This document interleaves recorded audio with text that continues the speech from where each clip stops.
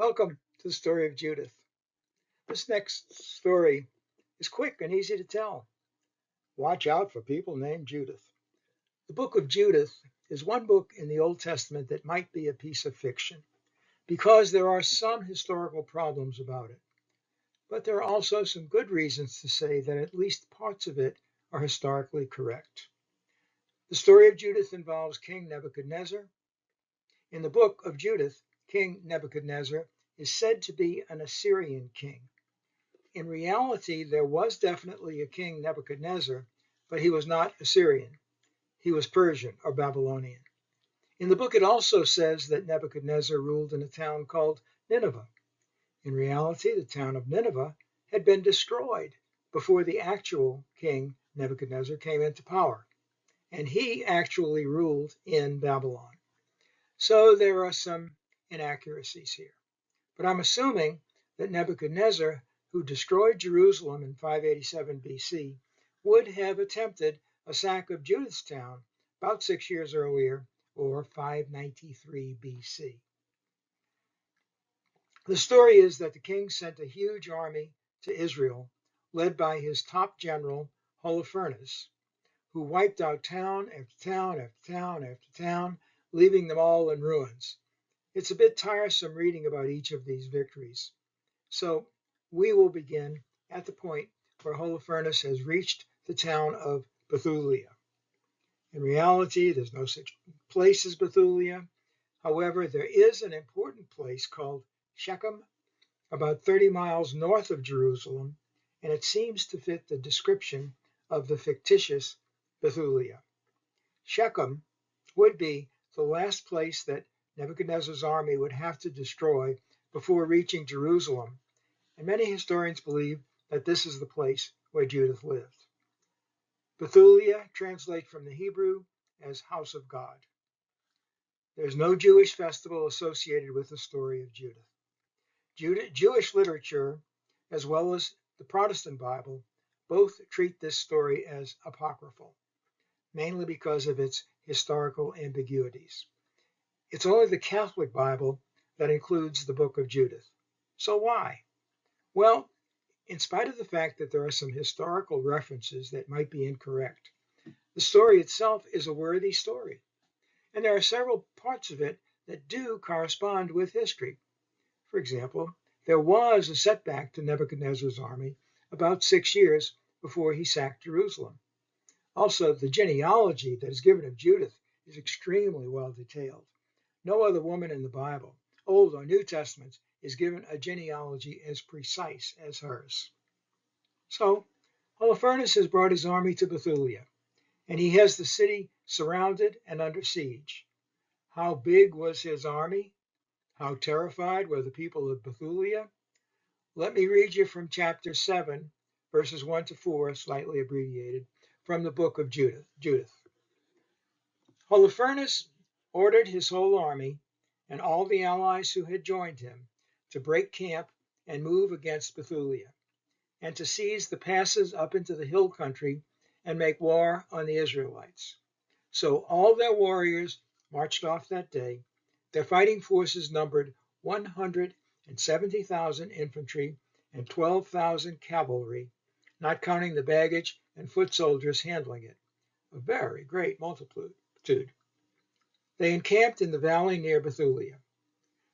When the Israelites saw their vast numbers, they were greatly terrified and said to one another, "They will now strip clean the whole land.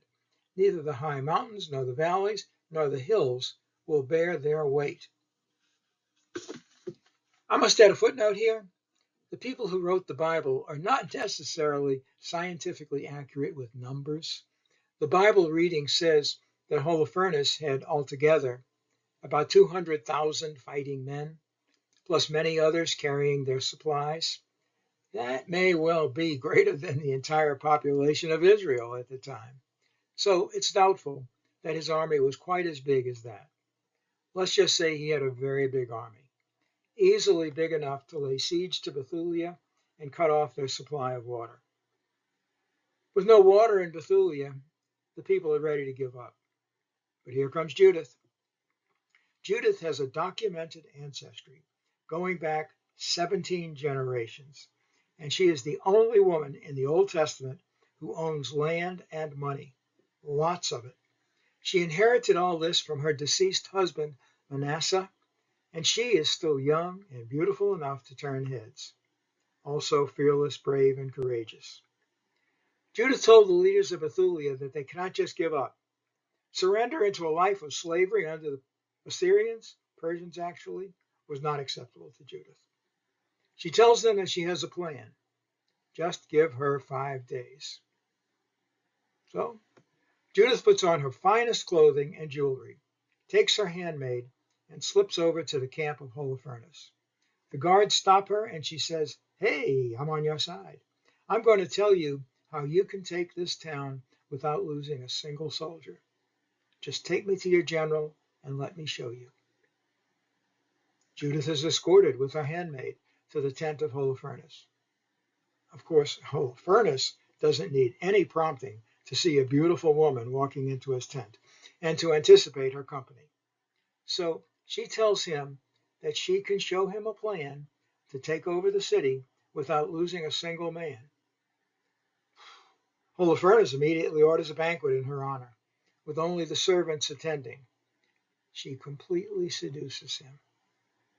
At the banquet, Holofernes dismisses all the servants and all the guards, then drinks so much wine, anticipating a night with Judith, that he can no longer stand, and he falls over, dead drunk. Judith had told her handmaid to stand outside the tent and make sure no one else was near. Then she did what she had planned to do. This is well described in the Bible in Judith chapter 13, verses 2 and following. Judith was left alone in the tent, with Holofernes stretched out on his bed, for he was dead drunk. Now Judith had told her maid to stand outside the bedchamber and to wait for her to come out, as she did on the other days, for she said she would be going out for her prayers. So everyone went out, and no one, either small or great, was left in the bedchamber. Then Judith, standing beside his bed, said in her heart, "O Lord of all might, look at this hour on the work of my hands for the exaltation of Jerusalem.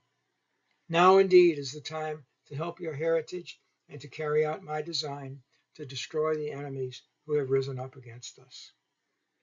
She went up to the bedpost near Holofernes' head and took down his sword that hung there.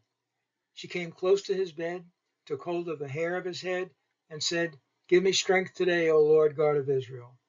Then she struck his neck twice with all her might and cut off his head. Next she rolled his body off the bed and pulled down the canopy from the posts. Soon afterwards she went out and gave Holofernes' head to her maid, who placed it in her food bag. To add another footnote, the Bible passage says that she held up his head with one hand and then swung the sword. It's probably safe to say that the sword was heavy and she needed both hands to swing it. But she was certainly calm and confident as she put Holofernes' head into her handmaid's bag and walked out of the camp back to Bethulia. What a sight it must have been the next morning when Holofernes' servant Bagawas enters the tent and discovers his headless general. And what panic this created amongst the whole 200,000-man army. And imagine what excitement this must have created for the people of Bethulia when Judith showed them the head she had in her handmaid's bag. That's the whole story. The Assyrian, really Persian, army falls into disarray and retreats. There's one more footnote. Can you imagine an army of 200,000 men falling completely apart when their top general is killed? Don't they have anybody who is second in command? Apparently not. Again, as a note of historical accuracy, Nebuchadnezzar really did sack Jerusalem in 587 BC, but not before being driven away about 6 years earlier. The moral we take from this story is that God gave Judith strength and courage, and that with God's help, one lone woman can defeat an army. And that's the story of Judith. Thanks for coming.